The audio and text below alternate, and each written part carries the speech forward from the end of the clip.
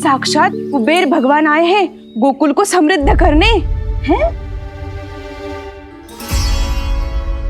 सब विस्तार से बताती हूँ, आप बैठो तो सही। कुबेर महाराज, चलो जोड़ी बनाते हैं।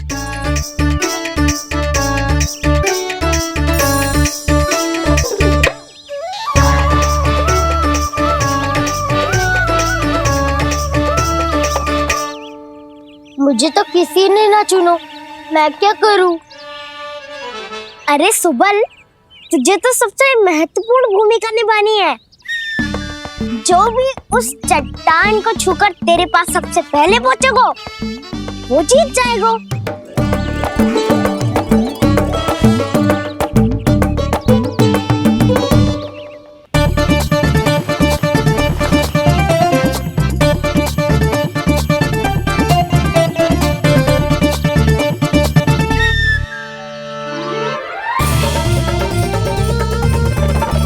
आरंभ करो।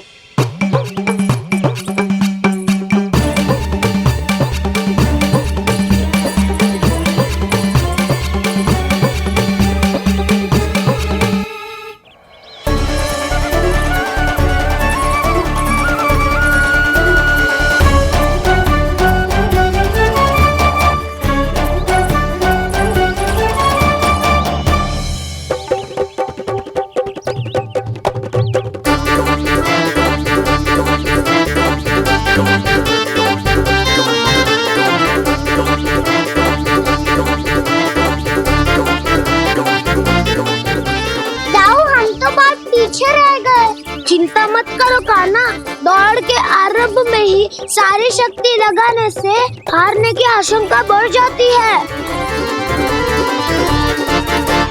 देखो वो दोनों थक रहे हैं, यही समय है अपनी गति बढ़ाने का।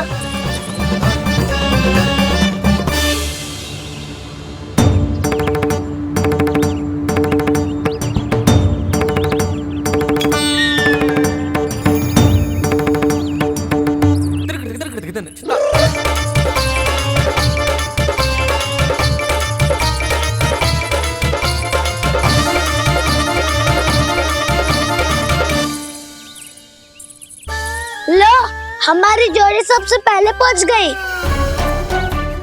देखा मेरा बलदाव का बल।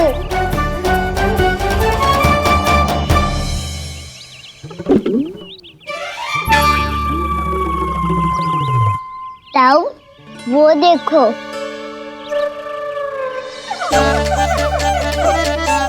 मैया,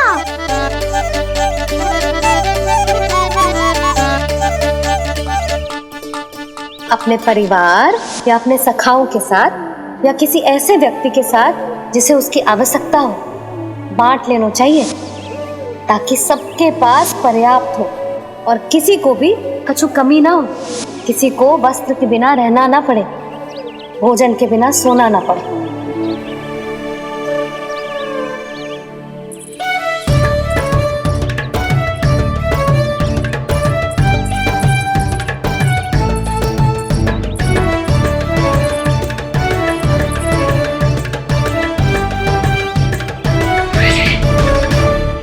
लग तो है इससे भूख लगी है।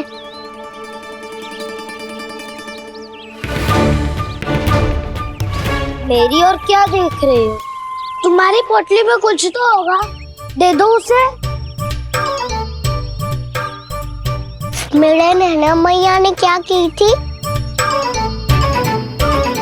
जब हम किसी और को देते हैं ना, उससे अनेक गुना नारायण हमें वापिस कर देते हैं।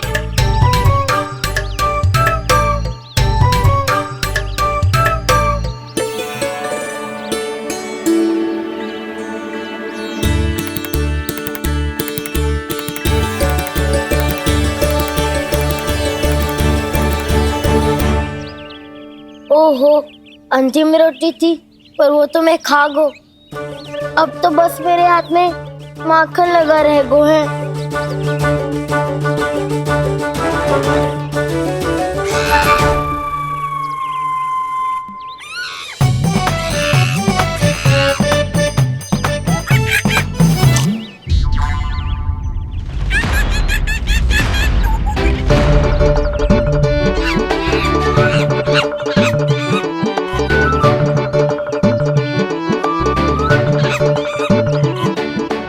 क्षमा करना सखा।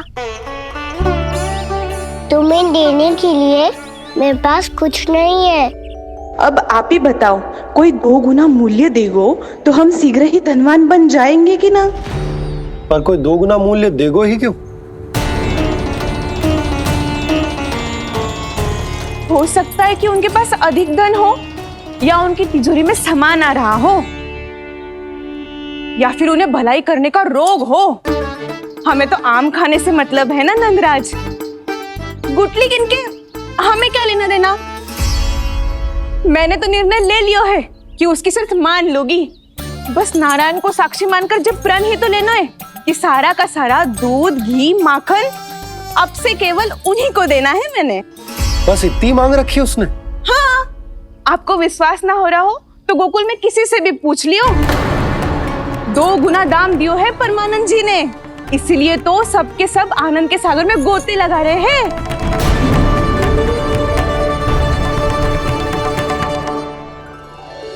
हे नारायण, सुनी है गांव वालों को 2 गुना लाभ हुआ है आज। पर मैं तो माखन बेच ही ना पाई, क्योंकि हाट जाने के लिए कोई साधन ही ना मिलो मुझे। ये नया माखन अभी अभी बनायो है मैंने। प्रतिदिन जो माखन निकालती हूँ सबसे पहले आपको चढ़ाती हूँ, ये सोचकर कि कभी तो आपकी कृपा होगी। पर जाने आपका आशीर्वाद कब मिलेगा मुझे, पर जाने कब आपका आशीर्वाद मिलेगा मुझे। यदि इस बार भी मेरा माखन बेकार हो गयो ना, तो सच्ची कह रही हूँ, कल से भोग में आपको कुछ भी ना चढ़ाऊंगी मैं। कल से भोग में आपको कुछ भी ना चढ़ाऊंगी मैं। कान्हा, मुस्कुरा क्यों रहे हो? वानर महाराज की भूख कैसे मिटानी है पता है मुझे। कैसे? माखन से। पर माखन कहाँ मिलेगा? सावित्री मौसी के घर से। तो क्या तुम फिर से माखन चुराने की सोच रहे हो? दाऊ, मेरी बात प्रश्न ही नहीं उठता, इसकी अनुमति नहीं दूंगा मैं। गोकुल वासियों को ऐसा वचन देने की अनुमति ना दे सकता मैं। बिना सोचे समझे कैसे वो किसी अपरिचित व्यापारी के शब्दों पर विश्वास कर सकते हैं?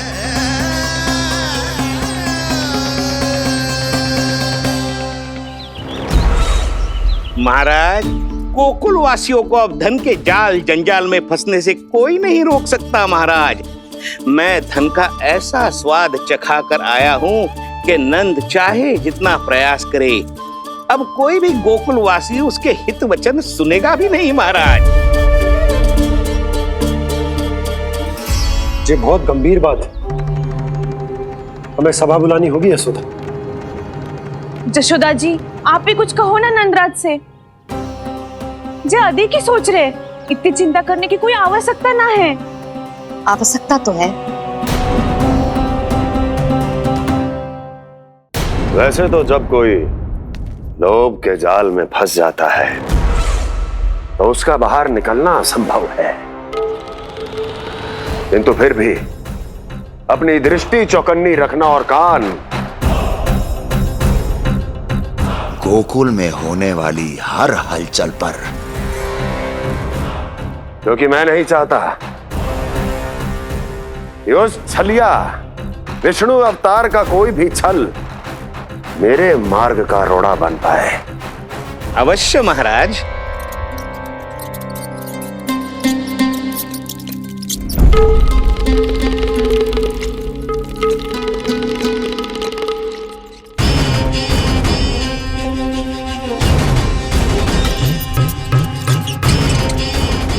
लोभ।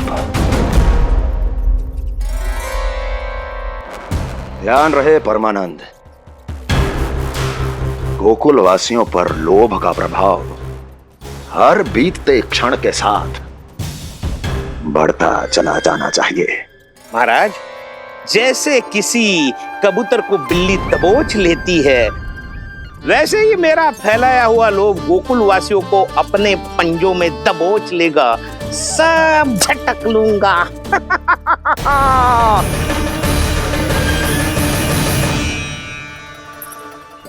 इससे पहले कि माखन पीला पड़ जाए, उसे आंच में तपाकर घी निकाल लेना चाहिए ना, तो पूरा का पूरा माखन बिगड़ जाता है।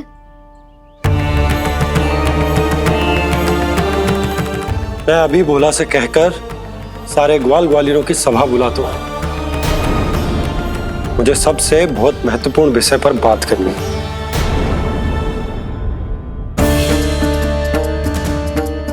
मति भ्रष्ट हो गई थी मेरी, जो यहाँ चली आई। अब कहीं ऐसा ना हो कि मेरा धनवान बनने का स्वप्न धरा का धरा रह जाए। सुलक्षणा, चिंता मत करो। अरे हम सबसे पहले तो वे अन्न के बारे में सोचते हैं। वे गोकुल वासियों को लोभ के फेर में कछु अनुचित ना करने देंगे। कहा ना मैंने, तुम्हें कुछ भी अनुचित करने नहीं दूंगा। दाऊ हूँ तुम्हारा। हाँ तो अनुचित बात करने देना दाऊ। पर मैं तो भलाई करना चाहता हूँ। भलाई? किसी की अनुमति या सहमति के बिना उसके यहाँ चोरी चुप के माखन खा लेना भलाई नहीं, चोरी कहलाती है। सखाओ, तुम ही बताओ, किसी भूखे प्राणी के लिए भोजन की व्यवस्था करना क्या होता है? भलाई। पड़े पड़े माखन सड़ने के स्थान पर किसी का पेट भरे, वो क्या होता है? भलाई। किसी के मन की इच्छा पूरी करना क्या होता है? भलाई। ठहरो ठहरो, चोरी करके किसकी मन की इच्छा पूरी करोगे तुम?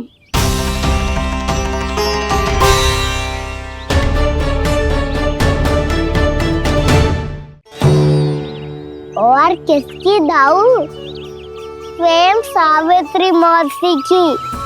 वही तो चाहती है कि मैं उनके घर आऊं और ढेर सारा माखन खाऊं।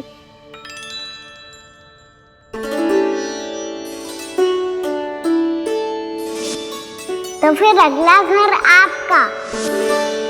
क्षण भर तो ऐसा लगो जैसे कान्हा ने मेरे मन की इच्छा सुन ली हो। वैसे कितना अच्छा हो तो यदि सुन ही ले तो। तुम्हारे कहने का अर्थ है कि सावित्री मौसी चाहती थी कि तुम उनके घर भी जाओ, जैसे जानकी के घर गए थे। ये बात तो उन्होंने मैया के सामने भी कही थी कि मैं उनके घर जाऊं। ये तो उनका सौभाग्य होएगा। किसी का सौभाग्य बिगाड़ते इतने बुरे ना है हम। ये बात तो सही कही है। मुझे भी कुछ अनुचित ना लगता है इसमें। तुम तो सत्यवादी हो मधुमंगल, तुम्हें क्या लगता है? अब बोल भी दो, वानर महाराज भूखे हैं। वानर महाराज से अधिक भूखा तो मुझे तू लग रहे हो।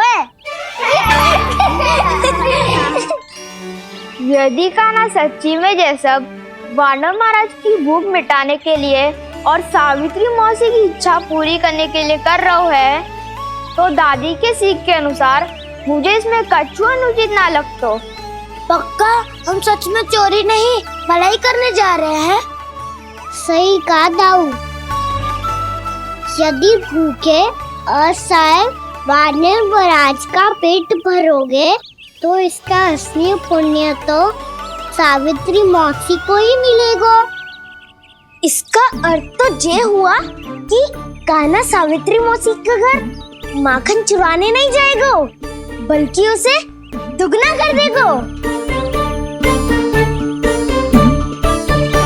बात तो सही है, तो फिर मैं तुम्हें नहीं रोकूंगा।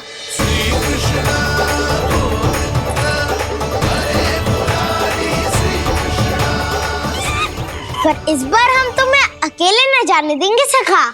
हाँ, हमें भी पुण्य अर्जित करना है और माखन भी।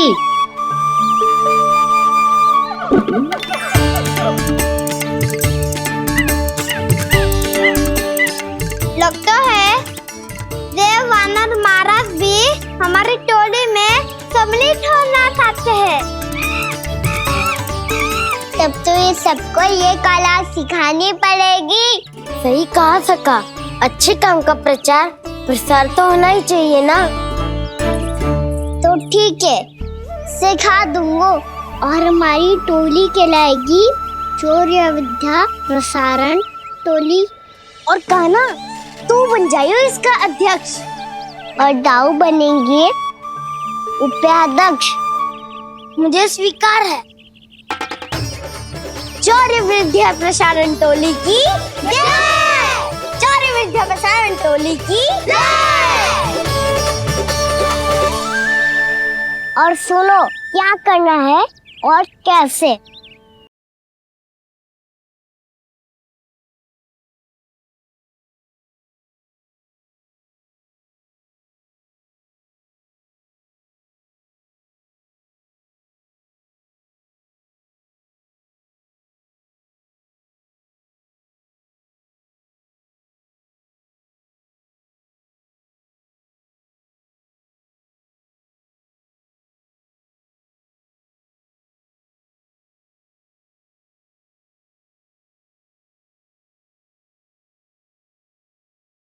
तुम सब बाहर छुप जाओ, मैं भीतर देखता हूँ। न ध्वनि कोई हो न पता कुछ लगे, आए चुपके से ग्वालों की टोली। चाहे कितना बचाओ छिपाओ कहीं, सारा मक्खन ये कर जाए खाली। मुख से तो लगता है सरल ये बड़ा भीतर से चंचल ये छल से भरा है ये नटखट बड़ा चिपचोर।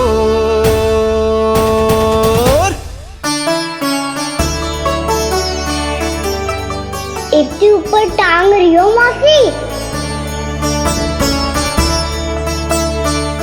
कान्हा सच में आ गए हो तो मैं तो धन्य हो जाऊंगी।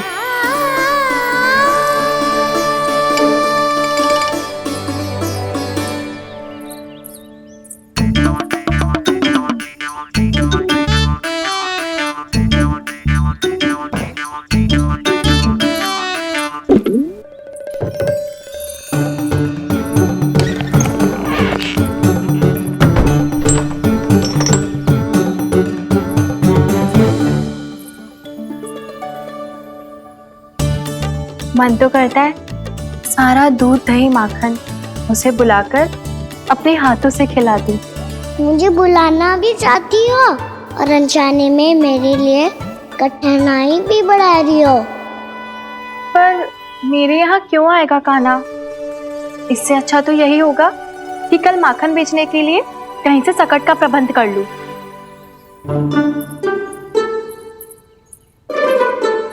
छुप जाओ छुप जाओ।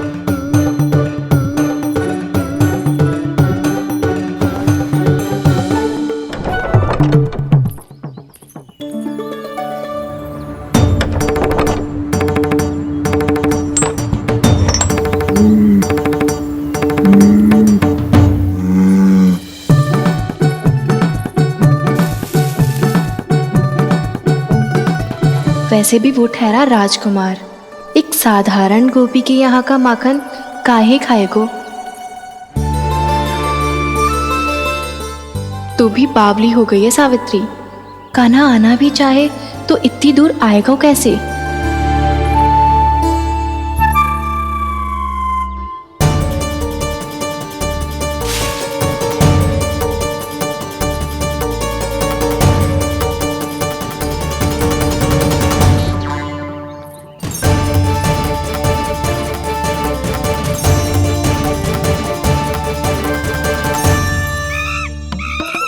ओ मैया,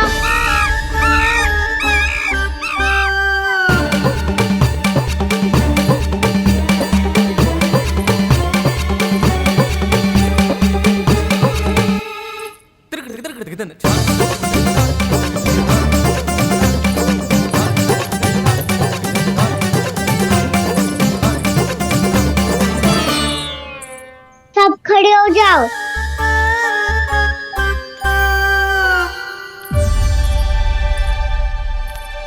सच्ची मैं भी कितनी बावली हो गई हूँ ना। जब नंदवन की ओर जा ही रही हूँ तो कान्हा के लिए थोड़ा सा माखन ले जाती हूँ।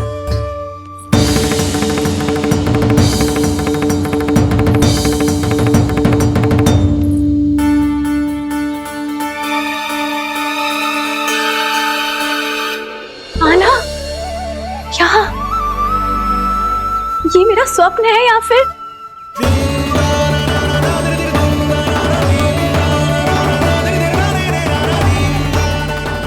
ये सारे बालक यहाँ क्या कर रहे हैं कान्हा के साथ?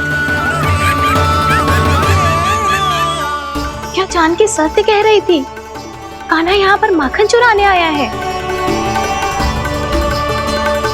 मुझे स्वयं जाके इसे माखन खिलाना चाहिए। चलो सावित्री मौसी के वापस लौटने से पहले मैं कार्य समाप्त करके वापस भी जानो है। कोई पकड़ी मत जाना।